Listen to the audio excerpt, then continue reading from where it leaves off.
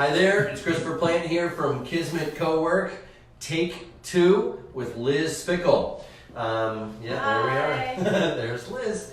So here we are. I wanted to talk to Liz today because Liz earlier this year wrote a fascinating article on food, on animals, on aging, and Philadelphia that I just loved. And I reached out to Liz, who I've known for a little while now, and asked her to come talk here. So Liz Spikol wrote for the Philadelphia Weekly for a long time, is the originator of anything that has to do In Trouble With, the owner of In Trouble With, and then was with Property, Philly, right, and then Philadelphia Magazine, Curbed, yeah. Right, and there was a period, a bilingual periodical for Latino geeks called Tech Lotto that I was the editor of. Are you bilingual? I am. Awesome. But it didn't. It didn't make it. You haven't heard of it. Yeah. So no. there you go. Yeah.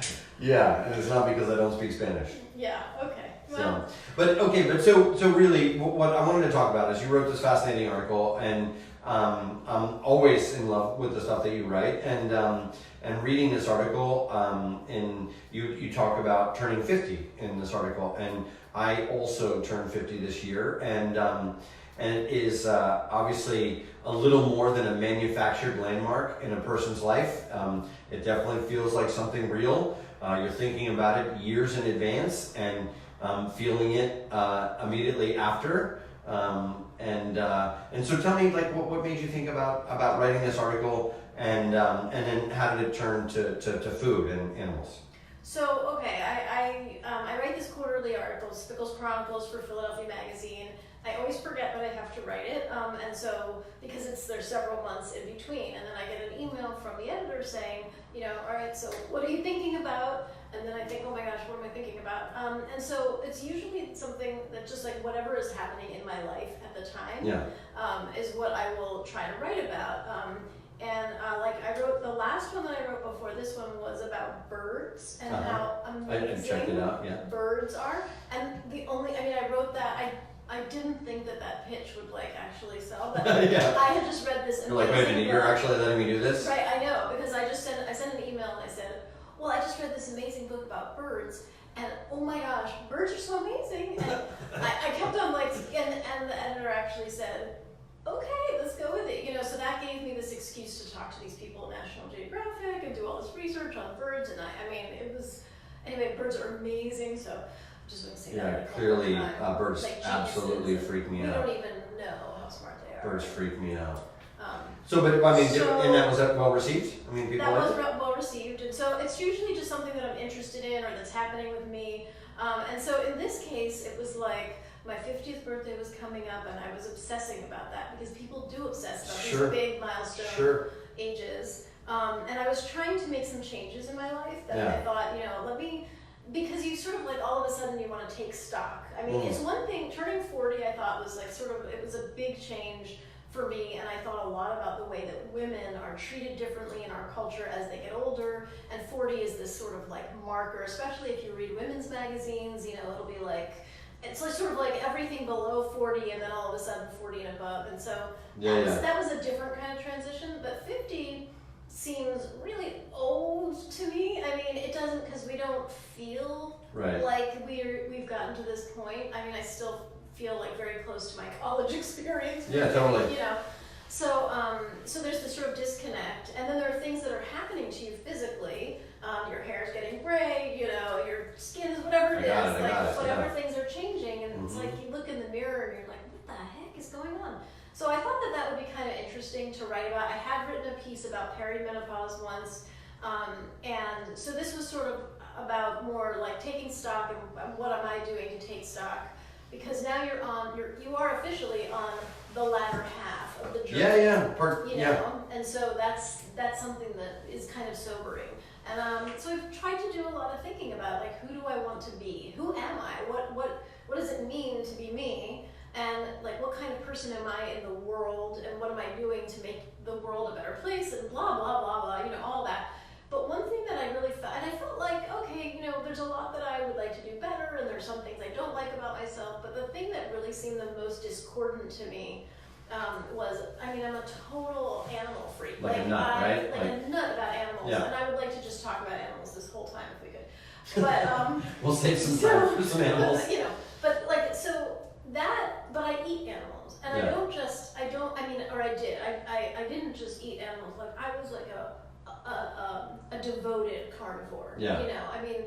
Me too. Yeah, I have it. Eat like meat all the time. I love it.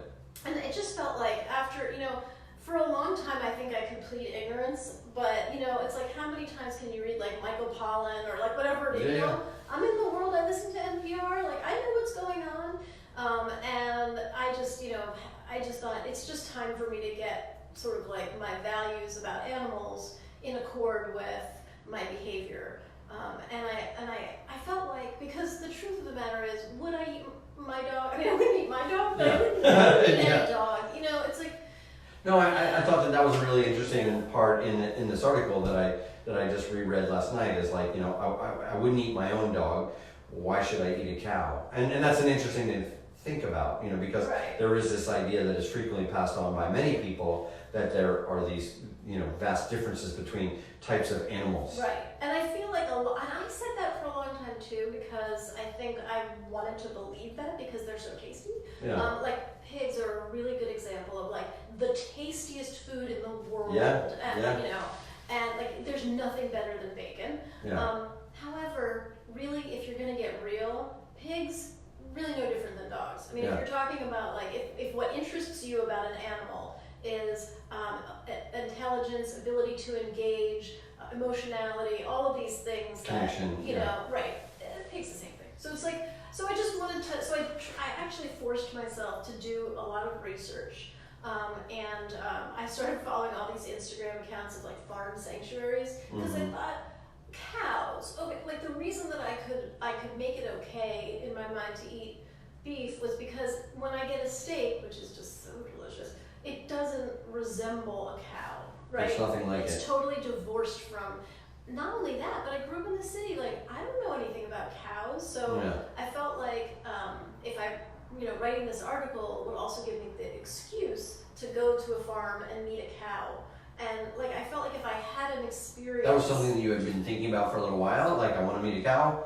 Like, I want to. I mean, it was a very deliberate move on your part. The article just came out of that, but you were like, I want to meet a cow. I want to like kind of challenge myself on this issue of meat. Right, exactly. And I wanted to, because I feel like when people who love animals, when you meet an animal, I am the kind of person who, like, I walk down the street and if a squirrel pokes out from behind a tree, I'll be like, hey, hi, I'm saying hi to the squirrel. Like, I love them. And I even love, like, mice and rats. If there's, like, a mouse in my house, I'm like, oh, come live with me. So it's like, I'm like St. Francis in my head, but in my life. So I thought, let me go meet a cow, because once I meet a cow, I probably will be, like, I'll be able to retain the sort of, I was going to say the humanity, but obviously it's not humanity per se, but it's Right. like I'll be able to retain something of what the cow is when I am then faced with the smell of the delicious steak.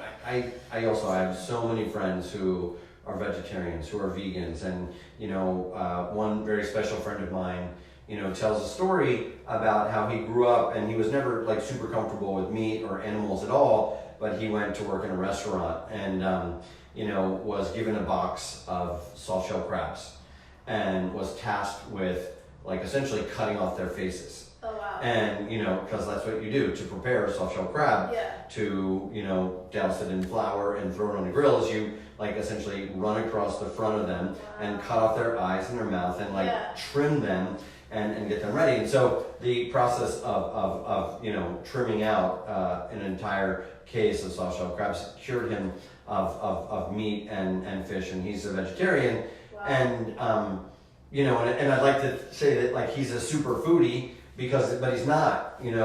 He just like has this thing that he won't eat animals at all. And I think that's interesting. And so you kind of came to it from both a similar and dissimilar position, where you were ethically sort of opposed to it, but you love the taste of it. There's a lot of people who like can't even get to like the taste and the meat and the tactile part of it because of their sort of ethical position. But I do think it's really interesting, and I think more people are paying attention to these issues of how is the animal raised, and Right. is it like fed organic stuff? Does it get to be free range? All these different things that to some consumers are just another way of tacking a dollar onto each pound of flesh that is sold, but then to other people it is a very real part of. I just today was with somebody today, and they were like, "Oh well, he doesn't eat organic." I was like, well, that's not what I said. Yeah. I eat lots of organic stuff, and I generally buy the most expensive piece of meat that I can find because I want it to be the best. But it was very funny that this idea that because I was willing to not exclusively eat organic food was that like I was somehow like a whole different type of consumer. Well, the thing is, we judge each other a lot, and that's one thing that I was really wary of. Like, I thought, I don't even want to tell people that I'm doing this, becoming a vegetarian, because I feel like it's going to inhibit conversation instead of creating dialogue, because a lot of times people feel judged, even if you just say it, like without any tone or inflection, well, I don't actually eat meat. Then immediately, I know this because I was that person who, when I was like going out to dinner, my closest friend, she's a veterinarian, she's a vegetarian, and we would go out to dinner, and every single time I felt guilty, and it's like, but so I feel like there's a lot of people also seem to think that if you're vegan, that you're telling other people there's a perception, some piety, some inherent and self-righteousness piety, or something, and I didn't want any of that to be attached to my particular decision, and I respect other people's decisions. Like I don't think not everybody needs to make the same decision. Yeah. We all have different sort of moral codes, and we make different decisions about whether or not we're going to recycle and how serious we're going to be about that. Or whatever it is. Whether you eat organic. Right. But I think like for me, I just keep on now when I'm finding myself challenged with, sometimes it is more difficult to be a vegetarian. Oh yeah. I just kind of like remind myself, I go back to, okay, but who are you and what's important to you? What's the most important thing to you? Pretty much like, animals is way up there. So, yeah. And I keep on like trying to expose myself to more information. So I'm reading this book right now, The Soul of the Octopus. And it's all about octopus, and like I don't know that much about octopus, but now that I'm learning about how Jiminy Crickles, I love octopus. And now if you read this book, you would have a harder time eating them, I think, because they're amazingly interesting, complicated creatures that they have. The skills and anyway. So it's just so for me that's really helpful. I know other people though, their sort of breaking point or their decision point has been related to environmental issues. Yeah. So well, especially with like big farms factory farming, right. And it's crazy. And so it's for me. It's like it's also nice that my being a vegetarian means that I'm having less of like an impact. How long has it been that you've been? Just since June. Yeah. And I have actually a couple of times like I've had fish. Yeah. So. I was a vegetarian at one point for well over 2 years, and it was bacon that killed me. And it was like the smell of bacon on Sunday morning was the Velvet Underground. It was like 6 cups of coffee. Yeah. It was the New York Times, and then there was the bacon. And just the simple smell of bacon would bring back like so many different things for me. And this is one of the things like. I have also like the last 40 days I've been on this Whole30 diet, which is completely different, and there are a lot of proteins in it, and I have eaten steak, I have eaten chicken, I have eaten more fish, and I've been very conscious about what meat I'm putting into my body, but it is one of these things where once you start thinking about the food that's going in your body and how unpurposeful we are about so much of the food that we put into our bodies or that we're surrounded by, and it's really pretty amazing. But it's weird how I feel like these are all things that I knew about. It's not like I didn't know that this was an option for me 10 years ago, but I just was a little bit more self-involved. And I feel like being 50. Well, you wanted what you wanted too. Yeah, I feel like this age, there's a lot that I don't like about it, but the thing that I do like about it is, for whatever reason, it feels like much easier. There's like less effort in sort of looking outward, and that's nice. I mean, you know, and then I think And what do you mean by that, looking outward? What do you mean? Like, I mean, I think I just used to be a little bit more, I was more involved in like what's good for me. Yeah. And if that meant doing things that maybe weren't the best for the environment, Right. or weren't the best for, you know, various things that I cared about, I would sort of find a way to rationalize it and justify it, because I was really like primarily obsessed with myself. Yeah. And it was, for a long time, like when people would talk about environmental issues, this was, I'm going back now like 20 years, but there were times when I would be in a newsroom and people would talk about, well, let's do a story about the environment, and I would, like, my response to that would typically be like, oh, snooze fest, you know. Oh, yeah, snooze fest, yeah. Yeah, like, I mean, I don't know exactly why that was. Was I not educated enough? Did I not understand the impact? I think I did understand. I think I just, I don't know, it took me a little while to realize, like, well, there's some people that still feel like you felt 20 years ago. I mean, right, it's right. always staggering to the imagination how many people are still officially denying climate change and you know, like not even willing to admit like certain really painfully obvious things about what's going on with our environment. Right. But so, like, back to the food, like, were you, do you cook? Are you a cook? A chef? I am not. Were you one of those meat eaters that was like skeeved out by touching raw chicken? No. So you had no problem like handling meat or anything like that? No. You know, because I know plenty of people who will eat meat, but who are very conscious about like you know, not wanting to touch it, or, you know, until it's cooked or something. And especially chicken. Birds. Well, right. Again, birds are weird. And well, so, you well, know. chicken. Yeah, I mean, no, you know, for 10 years I had a partner who was an amazing cook, like really, and very invested in cooking, and did his own fishing, and so would go out regularly and catch stuff and bring it back, and I did that with him, and we were very connected to the food that we were eating, and I mean, I observed the process, and I sometimes helped in that, and so I never had any like aversion to, and he would cook things that I felt really awkward about eating. Like, he did make rabbit every now and then. And I was like, really? You know, but I think like living with rabbit him, that he killed or rabbit that he bought? No, but he would go to like the butcher in the Italian market. You know, Yeah. Just, I mean, that's. You're like, really, honey? You need that? You want rabbit? Right, you know, but you know, but I never had any. I was like pleased that, you know, we had this sort of rich food life together, culinary life, and though he did all the cooking, and so I've never been really great in the kitchen, but I am trying now to learn more. Yeah. Because to try and, so I'm not just buying like packaged. Right. Well, or you know, chicken. like, here I am on this particular diet, and I'm trying to eat a lot of vegetables, but like I'm drawn to like the easiest stuff. Like, I've had more broccoli and more sweet potatoes in the past, you know, 45 days than I've had in a really, really long time.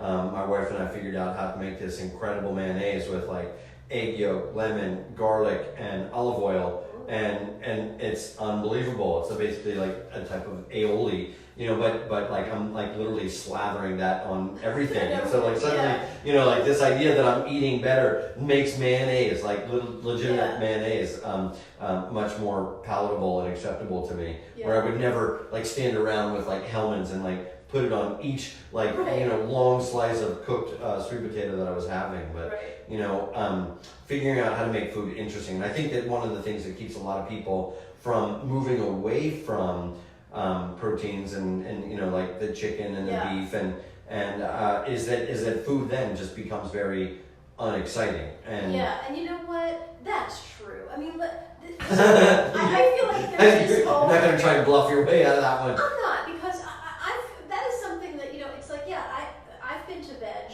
you know, I ate a $15 carrot and it was scrumptious, but it's not a steak, you know, there's no question. I think part of the problem is like, there's this idea that, you know, no, you can get all of these things that taste just like me. You know, let's just be honest, like, it's going to be a change. You're going to make sacrifices. You're making compromises.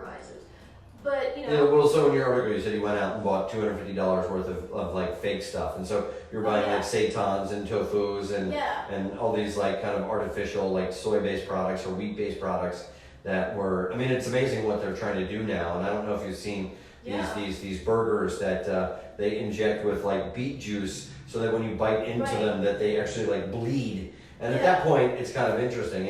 And even the owners of Veg in their first restaurant, Horizon, which I went to kicking and screaming one time when one of my wife's vegan friends was coming to town.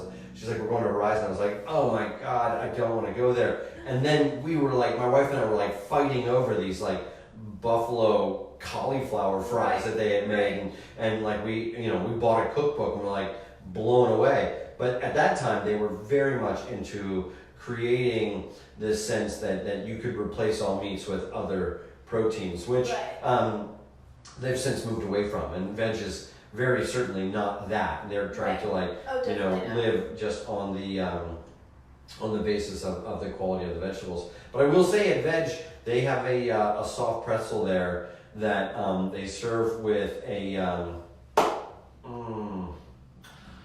Oh, I wish I could remember, but like we went there with a group of people and we ordered 2 and people almost got into a fight over it. And we ended up ordering 2 more for our group of 8 because people were so unbelievably thrilled by the taste and flavors. But it does take a lot more work to make vegetables and that sort of thing more interesting. And so it is interesting because it's something I've thought about. I know a lot about animals, and recently for a party bought a 17-pound salmon that at the restaurant depot that a buddy of mine came over and did a whole tutorial for a group of people and cut it up, and we had sashimi with it that we wrapped around scallions with wasabi, and we loved it. It was very much like we were like shaving flesh off of this fish, and then we took the other half and we put it on a grill and cooked it, and it was amazing. And I wonder if there's some part of like the taking of a life that makes fish or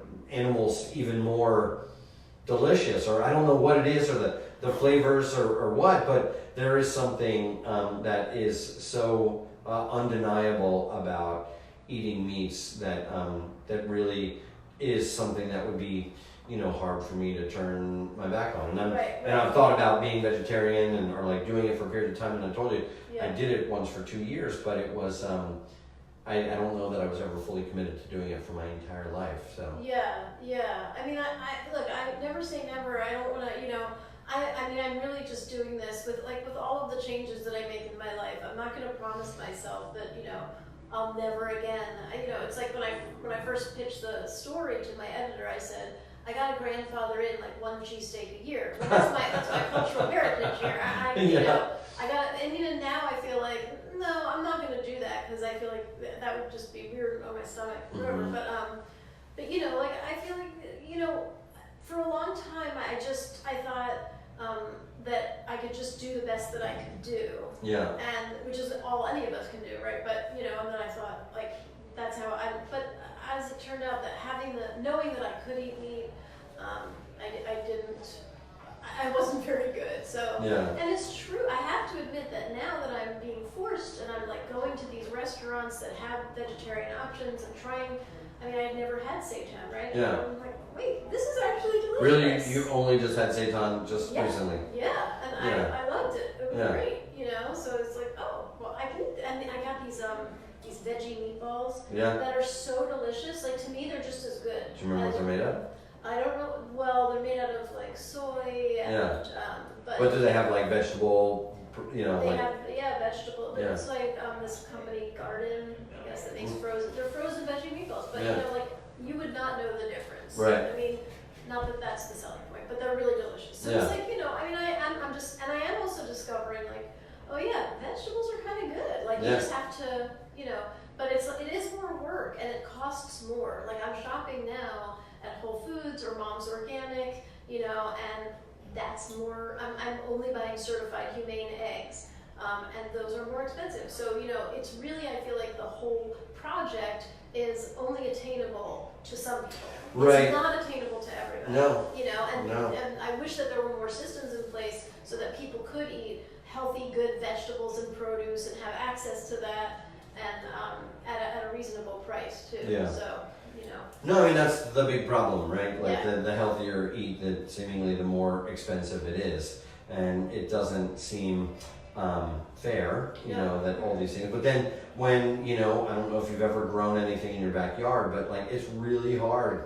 Right. It's really hard to grow things and to like take them out of the ground or like get them, you know, to a market and then get somebody to buy it and to make a profit so that you can actually live. I mean, it's incredibly complex stuff. And I was listening to a podcast with, you know, one of the women who, a woman who helped invent Cisco, which is like the router system that, you know, runs our entire universe. And she did that. And then from there, she started a makeup company and she did really well with that. And then she went and bought a farm and is farming, you know, in like these really wholesome practices and from a very purposeful direction. And she's like, farming is so much harder than anything I've ever done. Wow. Like the vagaries of weather and like the soil and the seed and the water and the fertilizer, everything all together is so impossible for you to really be specific about what the outcome is going to be, that it's complex. And so, you know, I keep trying to figure out, you know, where I can buy stuff for cheap. And then, you know, coming into this organically certified stuff, you know, like I know with buildings and LEED certifications and, you know, many of the people who are the most professional in the building trades like really don't have a high regard for most LEED standards anymore, at least from some people that I've spoken to. I wonder what's happening in the food systems and how that is going to evolve as I think more and more people are starting to eat more ethically and to think about some of the things you're talking about. Yeah, I don't know. Yeah. But so we talked a little bit about food. In that you also talk about aging, and then you talk about, you know, Philadelphia, and you've written a lot about Philadelphia in your time. And you know, I'm obsessed with Philadelphia. You know, I have this website called Move to Philly. I talk about the values and virtues of living here all the time. You know, the article that you wrote that was originally titled Lost City, I went back and reread it last night, and I told you that like there was a time when that article came out and everywhere I went for like 3 weeks people were talking about that. But tell me a little bit about what made you wanted to write that article about growing up in Philadelphia. Well, so I had this experience of I would tell people that, you know, you go to a party or whatever, a bar, and, you know, where are you from? And I would say Philly, and other people would say Philly. And then a lot of the people who were saying that they were from Philly, it would turn out maybe they were from Cherry Hill, which is fine by me. You know, I'd be like, yeah, Philly, whatever. Mm-hmm. You know, we're all. But, you know, but when people would ask me specifically, like, well, where are you from? You know, and I would say Center City. For some reason, people would always kind of freak out and say, what? You grew up in Center City? Like, I think that there's a perception Wasn't it on that fire like, for 2 decades? You can't grow up in Center City, and, Yeah. you know. And I would be like, that's where I grew up, you know. And people would always ask. They were very curious. Well, so like, what was that like growing up in Center City? So then I thought, well, maybe this is territory for an article, you know. Yeah. I mean, I love Philly. There's nothing I love more. So okay, there's like animals, Philly. I mean, I guess Philly would have to be here, and then animals. But you know, yeah, it's just like, and so I mean, I don't know why, but from the time I was a very small child, I was enamored of my hometown, you know, and I went to this. So what street did you grow up on? Well, we moved a lot, but when I was born, my parents were living in the Dorchester on Rittenhouse Square in a studio apartment. Then they moved to Rodman Street, 12th and Rodman. Sure. So I was there for a couple of years. And my dad was actually a journalist then at Philadelphia Magazine. He wrote an article about living on Rodman Street, so there's like a family history with writing about Philly. And then we moved to 15th and Spruce for several years, this building the Terrain, which was sure, I know Terrain. It was like the most heavenly place to grow up in. As a kid, I rode my bike up and down the hallways. There were elevator operators, and I used to sit in the elevator with my coloring book and hang out with the I mean, it was just like it was like an Eloise. I was gonna say Eloise, yeah. It was awesome.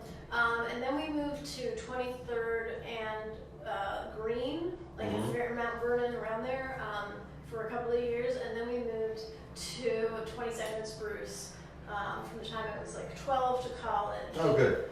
So yes. That's a great place. So it's all, so, you know, it was like definitely a center city growing up, and with the 22nd and Green being the farthest away from kind of like Center City. Right. That was our 2 years in Fairmount, and like my parents they didn't like it. No, but they felt like I did. They were always renting, or they were buying? No, they were buying. But yeah. I think my mom often she's maybe not easily satisfied. But, you know. But so there was always like an idea that like it'll be better somewhere else. At that place, you know? And I think when I lived in Fairmount, I enjoyed it and had a lot of interesting experiences. But I like didn't really know. So when we moved there, like everybody who lived on the street where we were, like everybody knew each other or was related. Yeah. You know, and they all went. Like all of my little friends went to St. Francis Xavier School. Yeah. And they had these really pretty lemon yellow shirts that they wore with their green uniforms, and I was super, super jealous because I went to like, you know, this like at the time it was like this experimental hippie school, the Philadelphia school, and you know we could wear anything, and that just seemed boring, and so I really decided that like being Catholic was where it was at, you know, and so I went with my friends to church, and I went to Ash Wednesday, and you know this was all like my parents are atheists, but also like they're Jewish, so they were like. You know, this is disconcerting. This is not what we expected. This is the direction we thought you were going to go in. Yeah. But anyway, I had fun with you know, but it was like. But it was just social, or were you like talking to God? Well, I think I did get a little like interested in God. Yeah. And so while we were there, we had this very distressing experience. I was walking with my dad on Father's Day. This is when I was about 9. My half-sister was visiting, and she was there too. So the three of us were walking by the Philadelphian, which is a building on like the Parkway. Yeah, 2601. Yeah, and we heard this big bang. My sister had said, she had pointed in the sky and was like, "Look!" And then we heard this enormous bang, which sounded like a metal sign hitting the ground or something. But my dad thought it was a gunshot. Yeah. And so he immediately said to me and my sister, "Stay back." And we saw a body. Somebody had jumped. Oh. So that was actually. Oh my God. Yeah. So that was. My dad was working at Philadelphia Magazine at the time, so he ended up writing about it. Then years later, I was. He's like, "Kids, I want to protect you from this thing, but I also want to see this thing so that I can potentially write about it." No. I think I skipped to that part too quickly. I shouldn't have said that. Oh, okay. I mean, he ended up writing about it, but no. I mean, it was really he ran over, and for him, it was like a very. I mean, obviously a traumatic thing because he, you know, was hoping to revive this guy, and the man died, and he had jumped from his parents' apartment balcony, and it was like a. It was a thing. It was a real thing. Yeah, you're gonna have to put like the National Suicide Hotline number on this afterwards. I don't want to trigger anybody, and I say that seriously. But anyway, but to see that as a kid, I think what happened was that I took that kind of hard, and I did start thinking about God. Like I hadn't been, and I think then I started, when I did go to this church, this neighborhood church, they had cloistered nuns, which was also very, like, to a kid, very exotic, and I think I just, it was kind of a deep time, you know what I mean? Like there was a lot going on. Yeah, so we're talking about the late 70s. Right. Yeah, late 70s. I was also, you know, this is a total aside. I was also going to church at the time.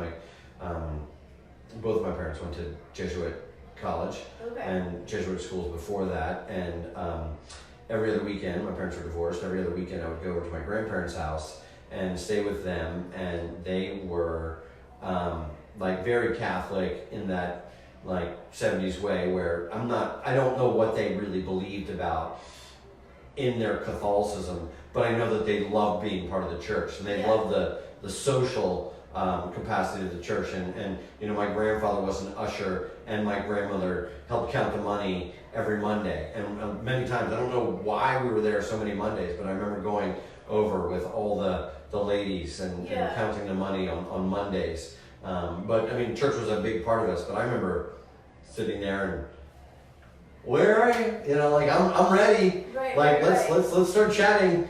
Help me out. I'm sure I could use some help. And nothing. And never really went anywhere for me. Yeah. And I avoided kind of religion forever. And now it's interesting, really thinking about it kind of again with this 50 and it was not. It was probably, I guess it was 2011.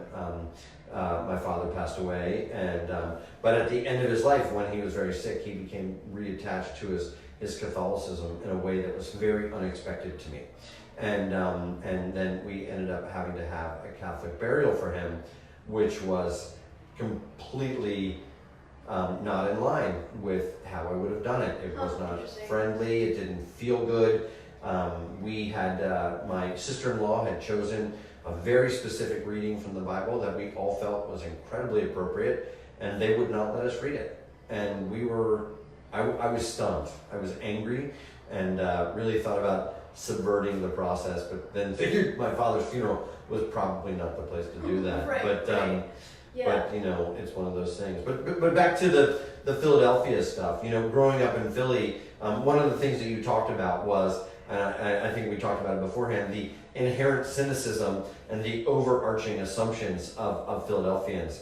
And one of your articles was entitled, we can't have nice things. And you talked about your own sort of incredulity at, when the pop-up parks were coming and the beer gardens and all these things that you couldn't think of a reason why they would be bad necessarily, but they still pissed you off. Can you talk about that a little bit?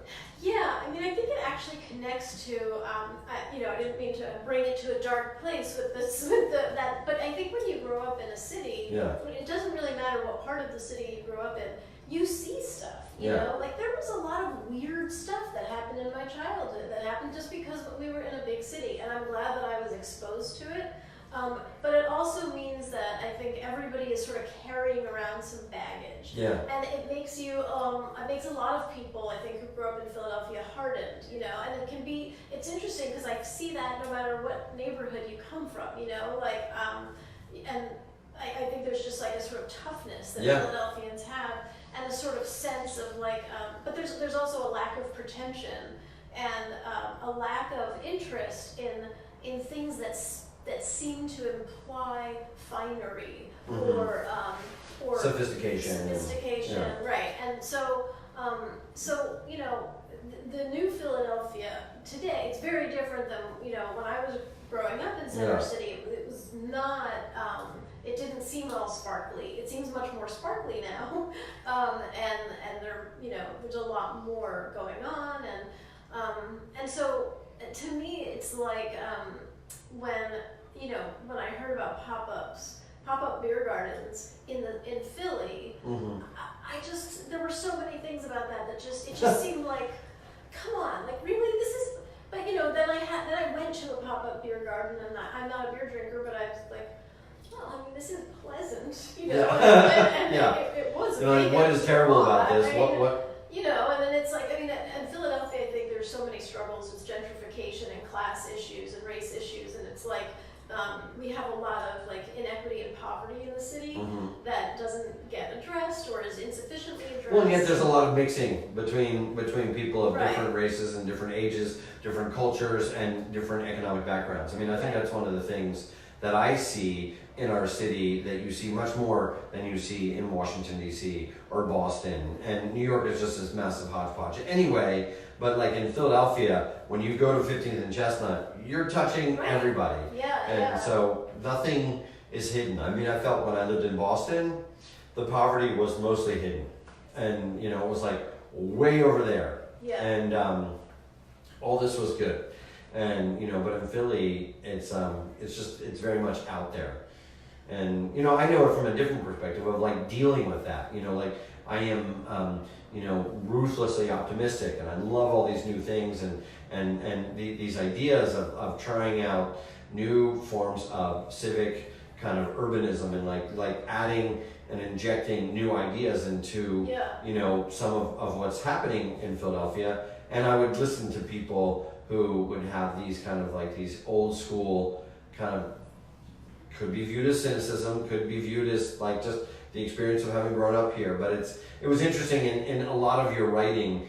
I find that you come back to this over and over, like this idea of this Philadelphia identity that is mysterious, and it always comes back to the water. But this idea that there really is a cultural phenomena that is super Philadelphian, and if you can talk about that a little bit. Yeah, I just think there it definitely is some kind of hardwired skepticism about new things, and there's a sense that we don't need the new things. Like, we're fine as we are. Yeah. And a sort of resistance to change and a resistance to perceived interlopers. And a lot of times, the people who get a lot of pushback, I think, end up bringing the city really interesting, dynamic ideas. But I also, I'm not entirely sure. I've read a lot of books about Philadelphia, which tend to emphasize the puritanical history, the Quaker history, things about, the social register, but none of that. It's sort of like, yes, okay, I hear all that. I went to a Quaker high school, okay, I get the Quaker thing, but I'm not sure that that's getting at what I feel is like sort of this intrinsic Philadelphia attitude or spirit. And I think it works to our advantage, and then it also works to our disadvantage. Yeah. No, I agree. And I read about it in your work last night, and of course I've heard about it forever, but I've always thought that I should go back and figure out why W.C. Fields felt like he had to be so disrespectful to Philadelphia. And what was it? I spent a week in Philadelphia one night, something along those lines, and I wonder where it came. It was probably with the ascendancy of Washington, D.C. as this capital of politics, and the ascendancy of New York as this capital of money and power and influence and style, that, of course, Philadelphia was just kind of left, to its own devices, and we were a place where, I think the general impression was if you had a brain, if you had ambition, if you had talent, you were going to go somewhere else. And it's interesting to think of where this came from and how it evolved. And I think the geographic placement has a lot to do with it. But I don't know. It's funny because Sam Katz's History Making Productions has made a series of films about Philadelphia. And what I think it must have been one of the first ones that he did, but there was a bit about William Penn and how William Penn, so he came to Philadelphia, and he's excited about it, and he designs it, the Greentown and all of that, and then he left for a while, and then he comes back and he feels like, oh my gosh, it's like a bunch of drunks and it's a mess, people are littering, and anyway, he left and he never came back. So we have this relationship with William Penn, but he kind of ended up turning away from Philly, and my reaction to that when I first saw that was, screw him, we don't need him anyway. This attitude of so even back then, there was something about the city that that became, I don't want to say depraved, that's maybe putting it too strongly, but I wonder if that was all cities kind of at that time. I've read a lot about the history of Philadelphia. I've certainly read a ton about the history of New York, and all cities were somewhat grotesque to people of erudite culture and education. They were all this is just crazy. I can't believe that people do this. But the thing about Philly is that we love that. We love the idea. We actually take pleasure in the idea that somebody wouldn't like us, and it just emboldens us even more. Yeah, even Jason Kelly, perfect example. We don't like, you don't like us, we don't care. Right. And that became that's our anthem. I've already heard it, and the Eagles are 7 games in to an uninspiring season so far, and I've heard that a ton of times. And where was I? It was just the other night. I was at the Philadelphia Union game, which soccer is generally completely different from the football crowd, and somebody was group of people were singing that song, and it's something that, yes, we do, Philadelphians do revel in this, like, Yeah. So. And we, so it's an interesting attitude. I mean, I don't know. I guess I kind of embrace it, but I also feel like I've learned over the years to accept change in the city and to want more from the city. I worry too that when we talk about the Philadelphia attitude, it's based on sort of like an old idea of what Philly was and who Philly is. I think it's and sort a perceived it's a insufficiency, white idea, right? It's a white thing. Yeah. Like we're talking about, and Philadelphia is actually like this very interesting, diverse city with people from all over the world, and from so many different cultures and classes, and it's just, it's so I feel like making any generalization about Philly, it rings true for a lot of people. Yeah. But a lot of people who are already feeling like we know what each other thinks. You know what I mean? And I feel like that's a limitation too of of getting too parochial about a place, and that becomes exclusionary. You know? So. Yeah, totally. Well, and speaking of, you now live in Northwest Philadelphia, right. And I live in Northwest Philadelphia, and I do residential and commercial real estate. I just had some people down, from New Yorkers looking at Philadelphia, and I cruising all through Northwest, and that is also sort of very parochial and very culturally and mentally a safe place to be, and you can say it's because you love your trees and it's the community, but like it is a self-identifying neighborhood that attracts a certain person, and you look at them and you're like, I can like almost always pick the Mount Airy person out of a crowd, even when I'm downtown. I'm like, yep, that person is from Mount Airy, and then, a week later I'll see them there. And so how has that changed your urban experience living, and how long have you lived in Mount Airy? Just, I think 3 years now. I was living in West Philly, before then. It's a whole other beast. Yeah. A whole other, sort of thing. I like Mount Airy. I don't love it though. Yeah. There's something that I can't put my finger on where I don't feel totally comfortable. Like I don't feel, and maybe it's just because there's a part of me that feels like it's not Philly, which is ridiculous because it is. It's within the city limits. And it's part of the city, and but I don't know. I can't really explain it. I just. So what do you like about it? I like the proximity to West Hickman. Yeah. I like the. I do think. People tend to be pretty friendly. They do. And I like that. To be totally honest, I guess I do like that I can walk around in the neighborhood at 2 a.m. and take my dog for a walk, and I can be looking at my phone, and I know I'm not going to get mugged. The neighborhood that I was living in, I loved so much, and I lived there for 10 years. And this is in West Philly. In West Philly, and I felt totally at home there and comfortable, and I couldn't have loved it more. But when I split up with my long-term partner, I was living on my own. As a woman living on my own, there was like a rash of things on my, like a 2-block, in a 2-block span, there were like so many muggings and shootings and a rape, and it was just like, and at one point, I was like standing and chatting with a friend, and I heard a barrage of bullets, and it was this guy who was unfairly shot by the police, and I just felt like overwhelmed by like fear and sadness, and it was it just became a lot, for me.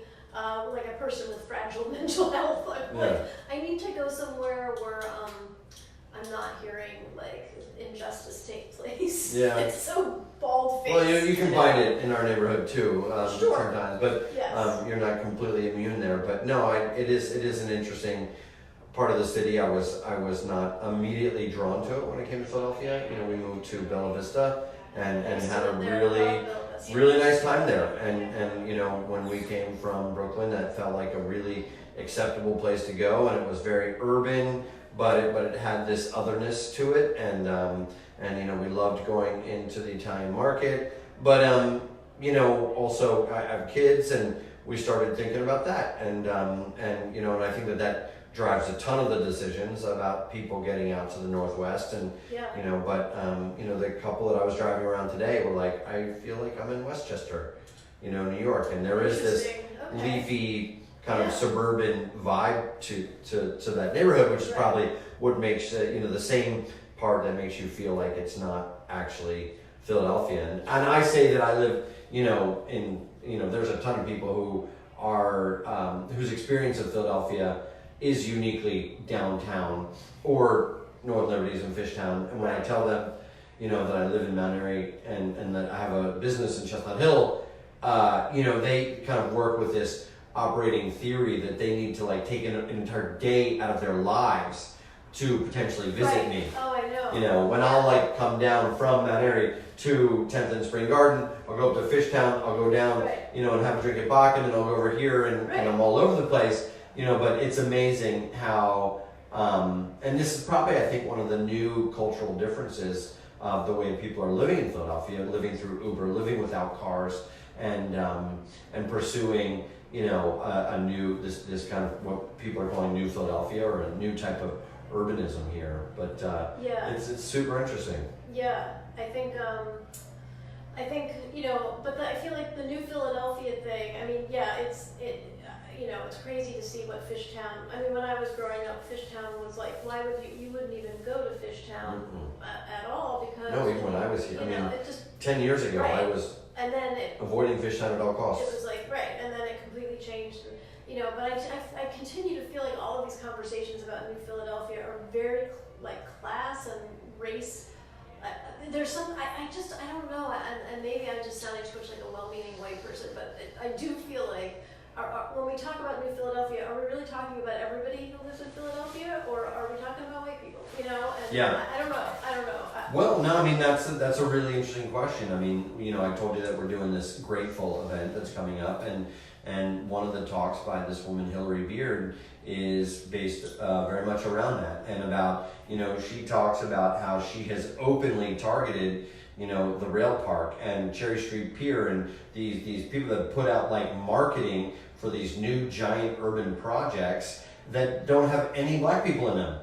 And she's like, she can't even figure out how that this would get through like a machine that required, you know, for it to go through some kind of editorial process, then a picture, then it actually goes off to the printer, and then it comes back, and then it's distributed. And yet, like, it might not have, you know, any black people. So she's talking a lot about, like, you know, who is the New Philadelphia for? And you know, think it's a really great question. You know.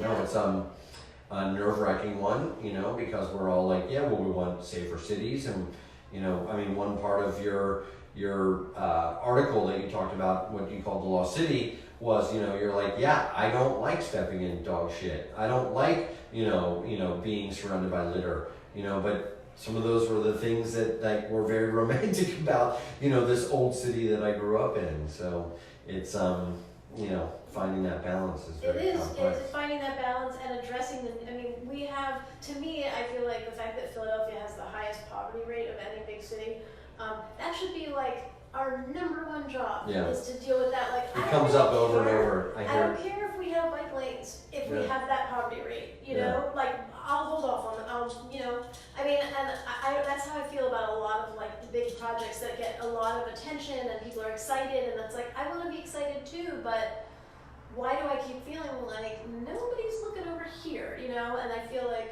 that's been a constant problem in the city, though, that every mayor comes in and sort of has a different orientation. So. Yeah, well, I mean, I went down to, have you been to Cherry Street Pier yet?